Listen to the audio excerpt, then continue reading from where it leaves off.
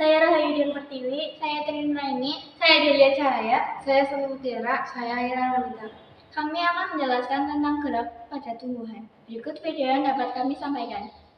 Gerak endonom. Gerak endonom yakni merupakan gerak yang tidak dipengaruhi oleh rangsangan dari luar atau non-faktor. Penjelasan lebih lanjut dapat dibalas dengan salah satu contoh. Contoh gerak tanpa dipengaruhi rangsang yakni terjadi di dalam sel sebagai salah satu sistem organ pada tumbuhan. Protoplasma yang mengalir dapat dilihat pada bagian sel-sel elodia. Gerakan kromosom dalam inti sel juga dapat diamati saat terjadi proses pembelahan. Pembelahan sel disebut pembelahan mitosis dan pembelahan meiosis.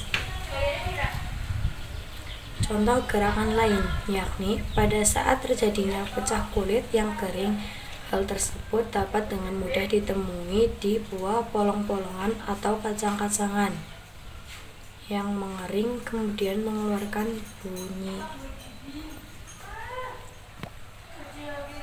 Gerakan yang terjadi pada gigi baristom.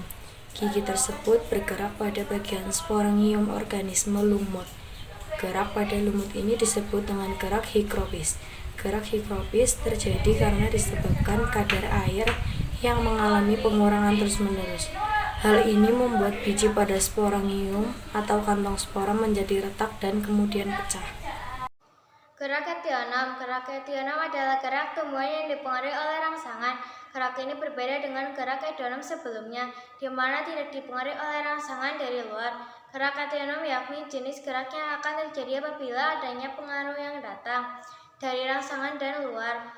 Rangsangan yang dapat dari luar dapat berupa rangsangan secara fisik, kimia, dan mekanik. Contoh dari rangsangan fisik diantaranya yaitu pengaruh suhu, pengaruh cahaya, dan pengaruh gaya.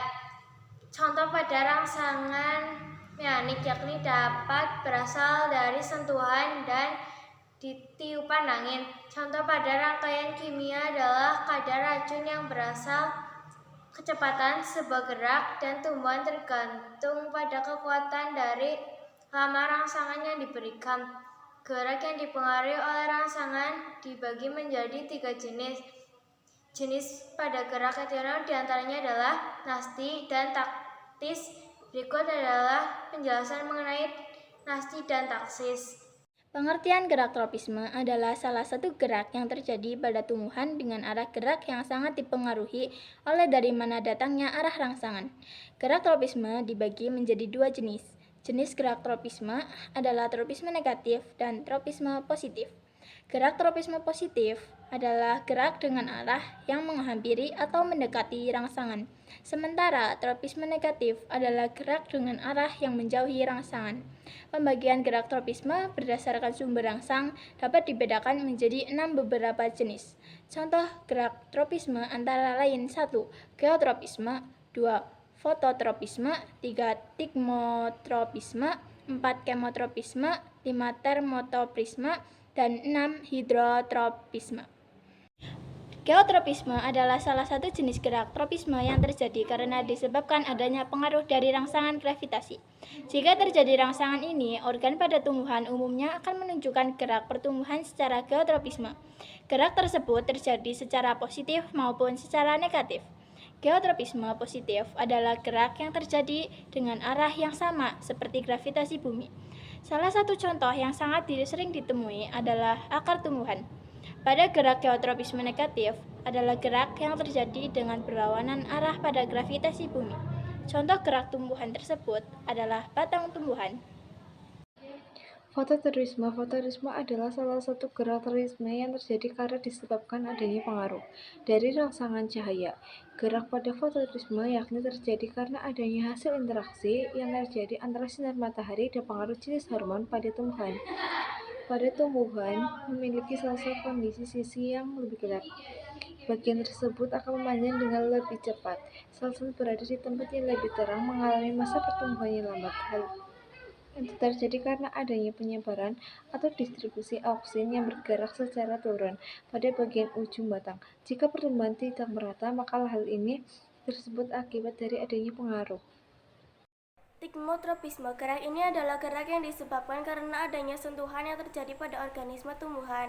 Pada umumnya, hal ini terjadi pada tumbuhan yang mengalami pemanjangan seperti anggur, ubi, dan mentimun. Hal ini juga terjadi pada tumbuhan jenis pemanjat dengan sulur yang memanjang ke atas batang pohon.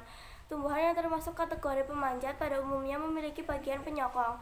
Sulur adalah bagian yang dapat tumbuh membelit pada bagian benda yang disentuh oleh tumbuhan tersebut. Hal ini terjadi akibat dari pertumbuhan sel-sel yang terdapat pada bagian yang tersentuh sehingga melambat. Pertumbuhan yang melambat membuat bagian tersebut menjadi lebih pendek. Jika diamati pada bagian yang tidak terkena sentuhan, maka tumbuhan lebih panjang. Itulah yang menyebabkan sulur akan tumbuh melengkung ke arah benda yang menyentuhnya. Nasti adalah gerakan tumbuhan yang arah geraknya sama sekali tidak dipengaruhi oleh rangsangan dari luar. Gerak nasti disebabkan karena adanya perubahan pada tekanan turgon. Tekanan ini terjadi pada jaringan di bagian tulang daun. Berdasarkan dan jenis rangsang, nasti dapat dibagi menjadi beberapa macam. 1. Tigmenasti atau seismonasti. 2. Niktinasti. 3. Fotonasti. 4. Termonasti. 5. Nasti kompleks. Di pengertian taksis adalah gerak yang terjadi karena adanya rangsangan dari luar dan arah rangsangan dari luar. Berdasarkan jenis rangsangan, taksis dibedakan menjadi 3 jenis. A. Fototaksis. Fototaksis adalah gerakan taksis yang terjadi karena adanya cahaya. Contoh gerak ini adalah euglena yang gerak menggunakan bulu cambuk menuju arah cahaya.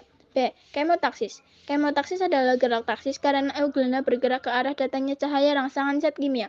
Contoh pada sel gamet di tumbuhan lumut, pada gamet jantan akan bergerak ke arah gamet betina. C. Galvanotaksis. Galvanotaksis adalah gerak taksis akibat dari pengaruh arus listrik. Contoh pada gerak ini adalah bakteri yang gerak ke arah kutub positif atau kutub negatif. Demikian video yang dapat kami buat. Mohon maaf jika terjadi banyak kesalahan dalam video.